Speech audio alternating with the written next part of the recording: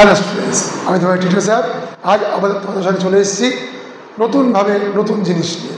তোমরা তো জানোই আমি এর আগে ক্লাস 11-এর 3টে কবিতা ছিল, ওয়েস্টমিনস্টার ব্রিজ, ব্যাঙ্গেল সেলার এবং সেকেন্ড কামিং, 3টেরই সমস্ত এমসিকিউ আমি আপলোড করে দিয়েছি এবং তার প্র্যাকটিস সেটও এবং এক্সাম সেট দুটোই কিন্তু দেওয়া আছে।